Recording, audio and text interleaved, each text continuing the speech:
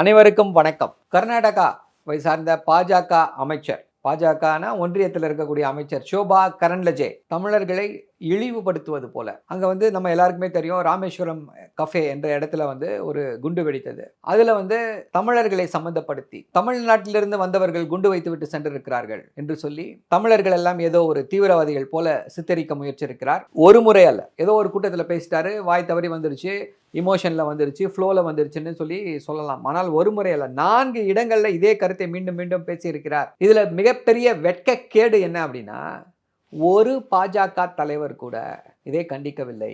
பிரதமர் 5 முறை வந்து விட்டார் தமிழ்நாட்டிற்கு, 6 முறை வந்திருக்கிறார். தமிழ்நாடு வந்து அவருக்கு இதயத்திலே, அவருக்கு ஒரு சிறப்பான இடத்திலே இருக்கிறது தமிழ்நாடு. தமிழர்களை தலையிலே தூக்கி வைத்துக் கொண்டிருக்கிறார். தமிழ் என்றால் அப்படி இருக்குது, இப்படி இருக்குதுன்றாங்க. ஆனா அங்கு இருக்கக்கூடிய ஒரு அமைச்சர் இப்படி ஒரு பேச்சை பேசியிருக்கிறார்.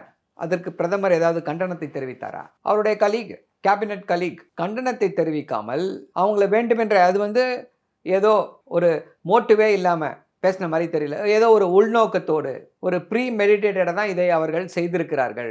இங்கே வந்து தமிழ்நாட்டிலே வந்து வழக்கு தாக்கல் செய்யப்பட்டிருக்கிறது. தமிழ்நாட்டுடைய முதல்வர் நேற்றே இதற்கு வந்து ஒரு மிகப்பெரிய கண்டனத்தை தெரிவித்திருக்கிறார். ரெக்லெஸ் ஸ்டேட்மெண்ட், எதை பற்றியும் கவலைப்படாமல் தான் தோன்றித்தனமாக கொடுக்கப்பட்டிருக்கக்கூடிய ஒரு ஸ்டேட்மெண்ட் என்று அதை பற்றி சொல்லியிருக்கிறார். அவர் என்ன என்ஐஏவை சேர்ந்தவரா, இல்லை வந்து இன்டெலிஜென்ஸ் அவர் வந்து அதில் கலந்து கொண்டிருக்கிறாரா? அப்போ தான் அவருக்கு தெரியும் யார் செய்திருக்கிறார்கள் என்று. விசாரணை இன்னும் முடியவே இல்லை, அதற்குள் இப்படி ஒரு குற்றச்சாட்டை வேண்டுமென்றே வீசியிருக்கிறார் என்றால் பேலன்ஸ் பண்ணுறாங்க.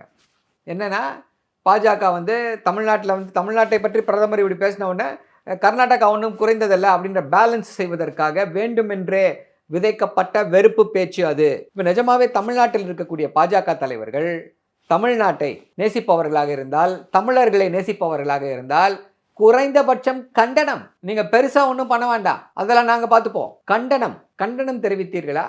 இல்லை. இது எதை காட்டுகிறது? உங்களுக்கு உங்களுடைய பதவிதான் முக்கியம், வேற எதுவுமே முக்கியம் கிடையாது என்பதை அடிக்கோடிட்டு காட்டுகிறது.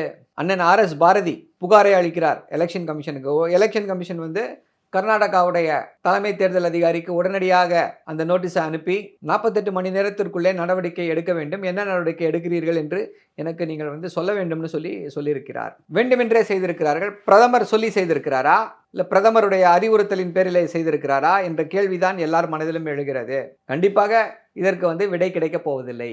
ஆனால் கண்டிப்பாக சட்டம் தன் கடமையை செய்யும். நன்றி, வணக்கம்.